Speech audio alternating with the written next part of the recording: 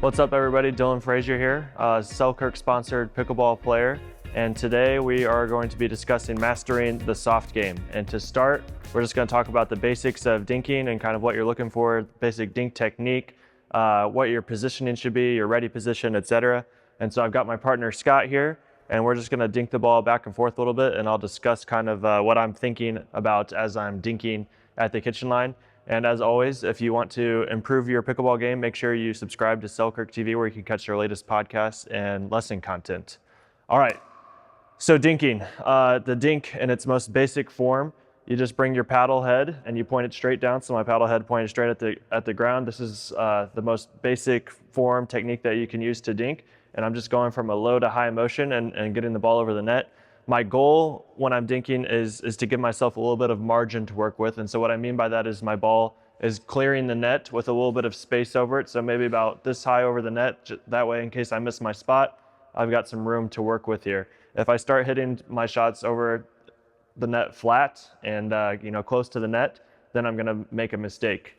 The name of the game with dinking is consistency, and I would say the overall theme and pickleball in general is consistency and going for high percentage shots and making sure that you don't force yourself into a mistake. So with that being said, I'm just going to start out here with Scott, and we're going to dink some balls back and forth. You'll see that I'll just bring my paddle head straight down. I'm going from a low to high motion, and my ball is clearing the net with a little bit of arch and a little bit of space over the net. And now when I dink my backhand, it's going to be the same thing as the forehand. I'm just going to bring my paddle head over, so I'm going to be hitting the opposite side of the paddle, and I'm going to be going from a low to high motion.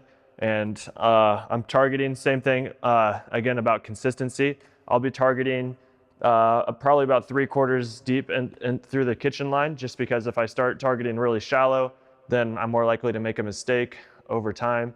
And if I start targeting deeper, then I'm more likely to give my opponent a ball to attack out of the air, which is what we're trying to avoid with dinking. So the purpose of the dink is to make sure that your shot's unattackable from your opponent, okay?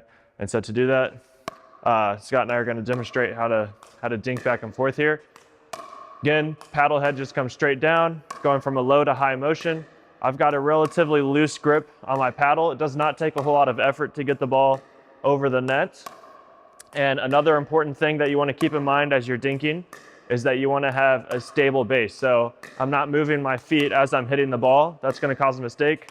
I'm making sure that my feet are plant. I've got a little bit of bend in my knees. I'm in a nice, athletic stance. But my arm's doing a lot of the work. And I'm not going for too much. I'm not trying to push the ball to Scott's feet. I'm not trying to target just over the net. Just like this. So this is dinking in the most basic form.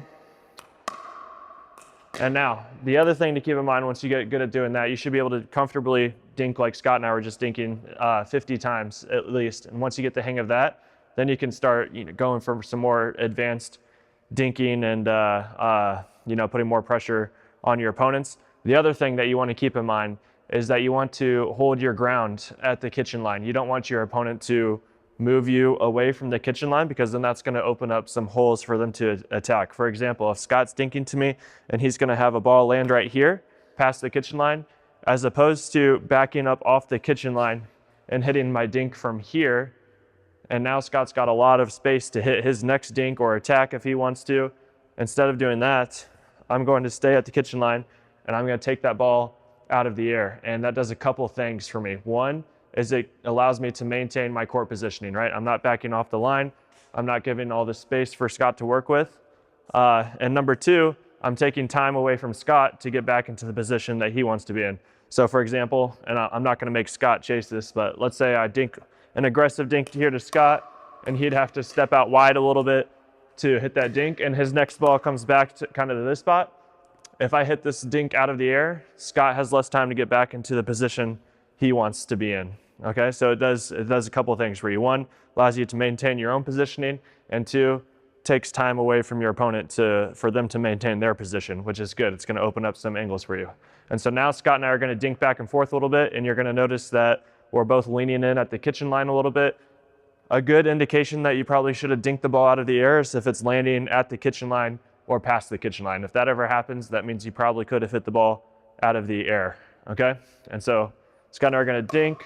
Some of them will come a little bit long, some of them won't. But if it's going in, if I'm able to volley it out of the air, I'm gonna do that. And Scott's gonna do the same thing here. If I can dink it far, there we go, yep. Scott's not letting me push him off the line. He's maintaining his position, nice. And that's kind of what it looks like right there. All right, so a couple of those balls would have landed well past the kitchen line.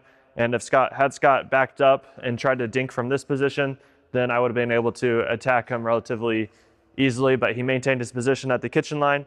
And then he just hit the volley dink kind of with the same technique as just a normal dink, you know, softer grip on the paddle, low to high motion. His shot was clearing the net with a lot of space between the ball and the net, so he wasn't gonna make a mistake.